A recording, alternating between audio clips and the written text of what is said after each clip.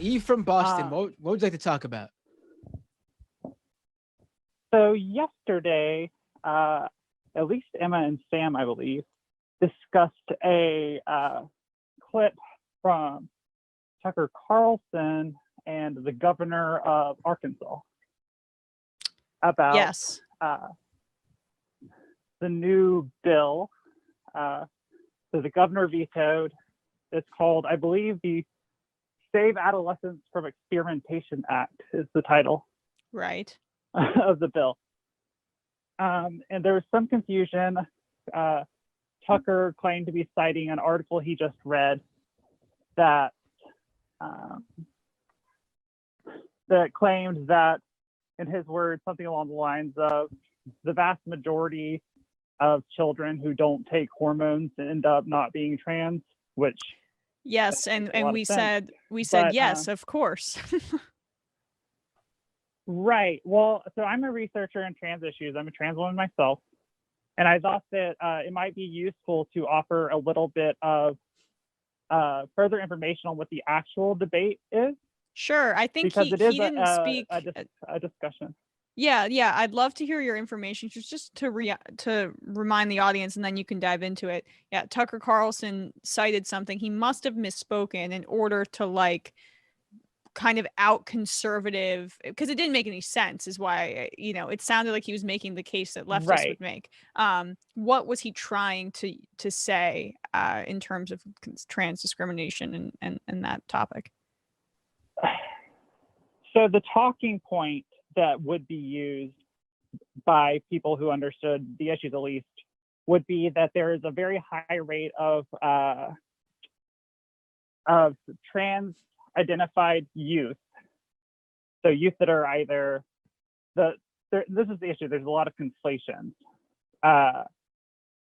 So youth or children that are either diagnosed with what used to be gender identity disorder that's no longer recognized by the DSM, now would be gender dysphoria.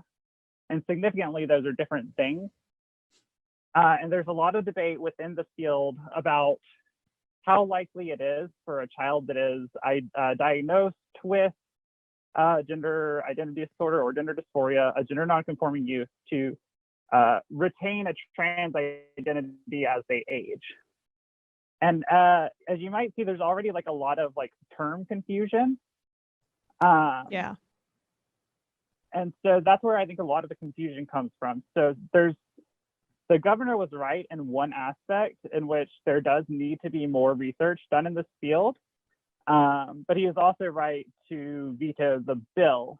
So the research that exists right now suggests that a lot of kids who are referred to gender clinics will end up identifying as cis later in life, which is obviously a very limited or a very broad group of people. So it isn't the case that what Tucker was kind of intimating was that what the argument would be was that kids that take hormones or take puberty blockers would be very, very likely to later not be trans. And that is not true. Right. That is not the case. Right. By the time someone is around age 15 or 16, which is usually when hormones are, if they're an adolescent, that's the earliest age they're going to start receiving cross hormone therapy. And by that time, it seems that almost everyone who identifies as a gender other than that's what they were assigned at birth, or who reports very strong feelings of gender dysphoria, persistent feelings of gender dysphoria, is going to remain with those experiences and is ultimately going to identify as transgender. And that's the purpose of puberty blockers, which were actually developed many years ago for use on cis people, which is something they don't tell you. There's a number of health conditions that cause early puberty, which can be detrimental to cisgendered people. And so that's why we have puberty blockers to begin with. This is not right new medicine. So it is. Yeah. I'm just Okay. curious where he got that. Like, what numbers was he specifically distorting there? That the overwhelming, was he Well, trying to say that yeah. Go on. so one number that gets cited a lot is that, or one thing that gets said a lot, for instance, will be that 80% of kids who like identify as trans will later stop identifying as trans. And that's not true. That's not what the data that we have says. And the data that we have is also problematic in the way that it's often been presented and interpreted, even within the field, for a lot of complex reasons. We do need more research on it. So if you have, for instance, a child who is who's like refusing to sort of conform to gender stereotypes as like a 6 or 7 year old, maybe their parents take them to a gender clinic. Okay, fine. And odds are, it seems to be, based on the data we have, odds are they're going to end up identifying as a cis person. But the older they get, while identifying, while displaying and claiming dysphoria, and while claiming an identity of a gender other than that assigned by birth, the more and more likely it is that that is going to stick. Right, so I just want to make sure I have this right, because that's really, that's it right there. I think what you just said, like the right wants you to believe that there is this overwhelming amount of children who are saying, I am transgender, I'm transgender, I want to go through the therapies and all this, and they go to this clinic because they want to, they say they're transgender, and then later on they come out and say, oh no, I was wrong, I'm actually cis. But that's, that's what they want you to believe. But what you're saying is what actually happens is really young kids who don't even like this thought probably doesn't even pop into their mind yet, is just not conforming to the, the general gender stereotypes. So their parents take them to these clinics worried that their kid might be, be a transgender person. And obviously if that's the case, or that they're having trouble fitting in, or that it's distressing them, or that they just don't know what to do. And there are young kids. I myself was very young and had a very strong sense of dysphoria, and had a strong sense of like wishing to be the gender that I present as now, which is female. Right. But that's not everyone, and that's not persistent for everyone. Let me just add my anecdote. I went through 2 years where I dressed like a boy. Like I was obsessed with Shaquille O'Neal, and I would wear his jersey all the time, and I cut off all my hair, and I wore cargo shorts. And my mom thought that might have been my path, and it ended up not being. So I would have been the like statistic cited by Tucker Carlson completely disingenuously here. All because you liked Michael Jordan and wanted to wear a basketball jersey. Yeah. Sorry, what'd you say, Eve? So earlier iterations of like gender identity disorders, like diagnostic criteria, were broader than the current diagnostic criteria for gender dysphoria. And some of that can just be that you refuse to enact gender roles. It didn't require a child to state their own gender, for instance, which the current gender dysphoria requires sort of like a statement of identity, it being necessary for a diagnosis of gender dysphoria. Gotcha. And there are problems with the way that gender dysphoria is presented in the DSM. There's problems with the DSM in general. But it is not the case that any sort of treatment is being forced on kids all of a sudden. I don't know if your audience is very familiar.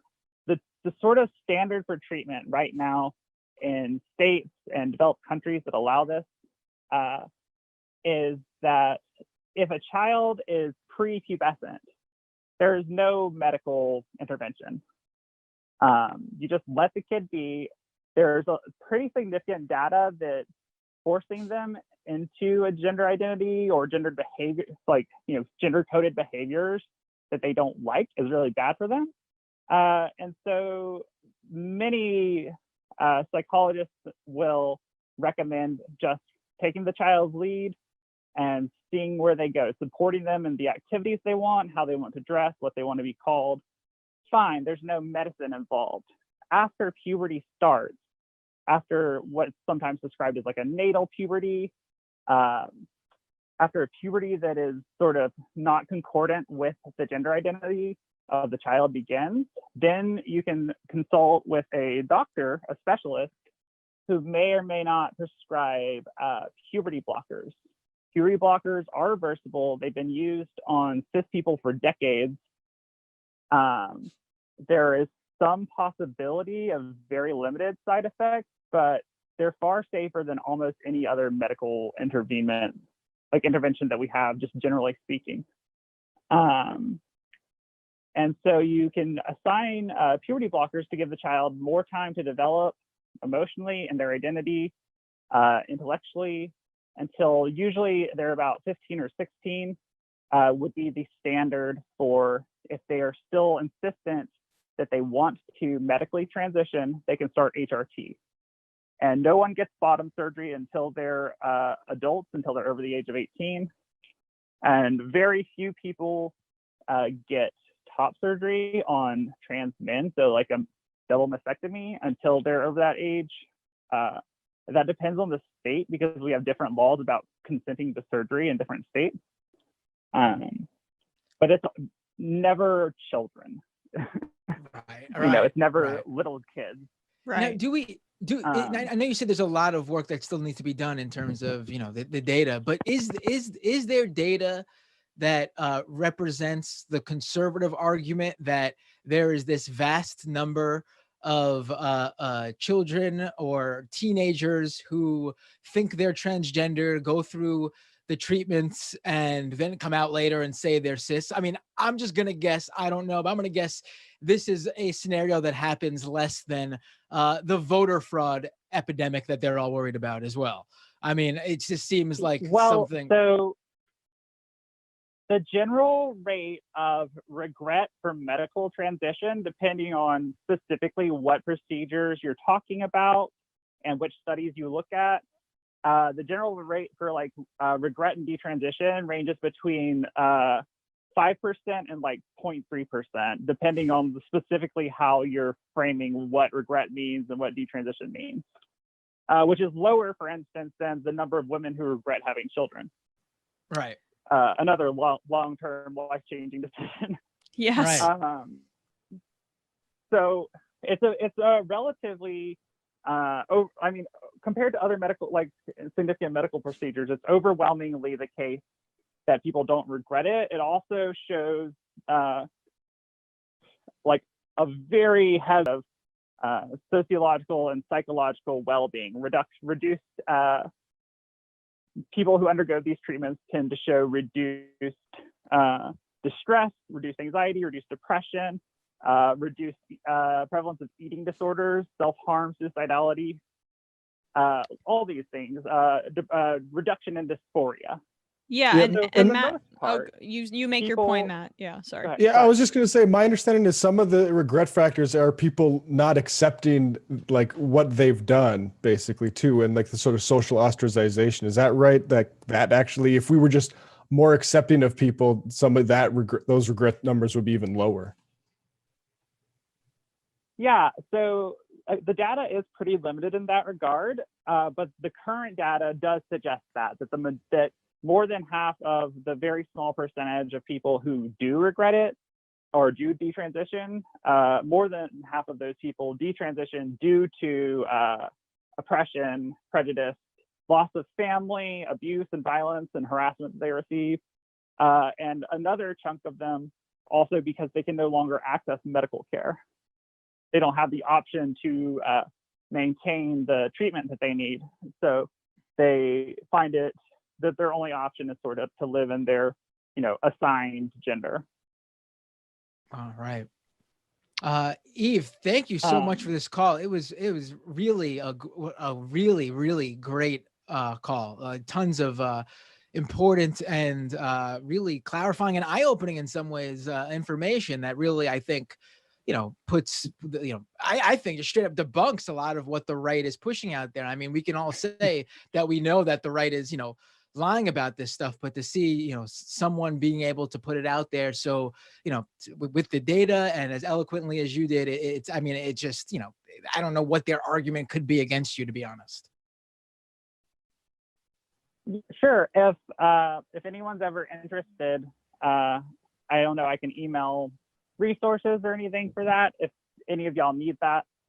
Sure. But thank you for letting me come on. Matt and Brendan, what is the email to send to? Majority Reporters? At Gmail, yep. Majorityreporters@gmail.com, Eve. Cool. I'll try to send you guys just a little bit of data on the topic.